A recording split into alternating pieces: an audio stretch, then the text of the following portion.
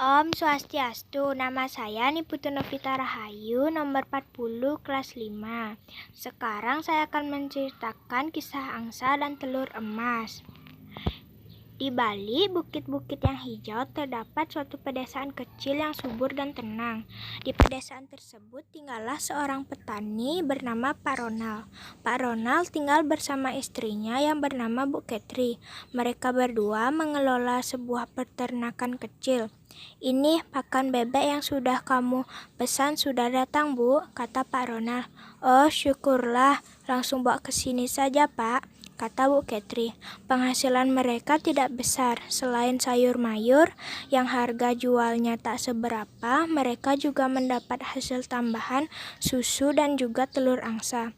Semua hasil panen itu mereka jual ke pedagang di kota. "Ini hasil penjualan susu dan telur-telurmu, Pak Ronald," kata si pedagang. "Terima kasih, Pak John," kata Pak Ronald. "Jumpa lagi." "Oh ya, kata Pak John. "Lain kali bawa susu lebih banyak ya," kata Pak John juga. Walaupun mereka hidup dalam kesederhanaan, namun mereka tetap bahagia. "Jualan di musim ini tidak banyak, Bu, jadi kita harus berhemat," kata Pak Ronald. "Iya, Pak, akan aku atur supaya uang kita tetap cukup," kata Bu Ketri. Setiap hari Senin, Pak Ronald pergi ke kandang angsa untuk mengambil telur. Pagi ini ada sesuatu tak biasa antara telur-telur angsanya. Ia pun penasaran dan mendekati kandang angsa. Ada satu telur yang tampak aneh. Perlahan ia mengambil telur tersebut. Ternyata itu telur emas. "Hah? Ini telur emas? Istriku, cepat kemari sebentar," kata Pak Ronald. "Hah? Ada apa? Apa angsa kita hilang? Atau telur kita dicuri orang?" kata Bu Ketri. "Tidak, bukan itu. Lihatlah ini." Pak Ronald pun memperlihatkan telur emas itu pada istrinya. "Wah, apakah itu telur emas? Sepertinya begitu angsa kita menghasilkan telur emas."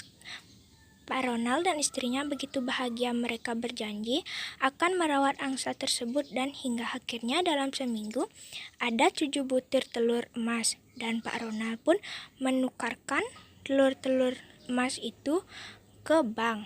Dan petugas bank pun berkata, "Ini emas asli Pak Ronald dan ini sejumlah uang untuk telur emas Pak Ronald."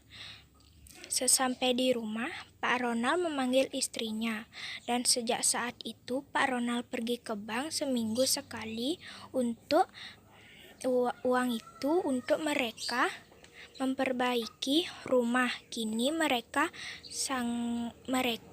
rumah mereka sangat besar dan mewah. Selain itu, mereka memiliki sapi dan angsa tambahan, dan penampilan mereka menjadi berubah, dan demikian Pak Ronald dan Bu Ketri memiliki sifat yang sombong. Dan setiap hari mereka memandang angsa mereka, berharap angsanya mengeluarkan telur emas. "Bertelurlah yang banyak angsa," kata Bu Ketri. Hingga suatu pagi ini Pak Ronald hendak mengambil telur angsa. Akan tetapi tidak ada telur emas. "Hei angsa, kenapa telur biasa saja? Kemana telur emasmu?" kata Pak Ronald. Setelah 2 minggu lebih, tetap saja tidak ada telur emas. "Aduh, bagaimana ini?" kata Pak Ronald. Pak Ronald pun marah dan mengejar si angsa. Angsa pun meninggalkan Pak Ronald. Seiring waktu berlalu, uang tabungan mereka mulai menipis, dan mereka pun menjadi petani yang hidup sederhana.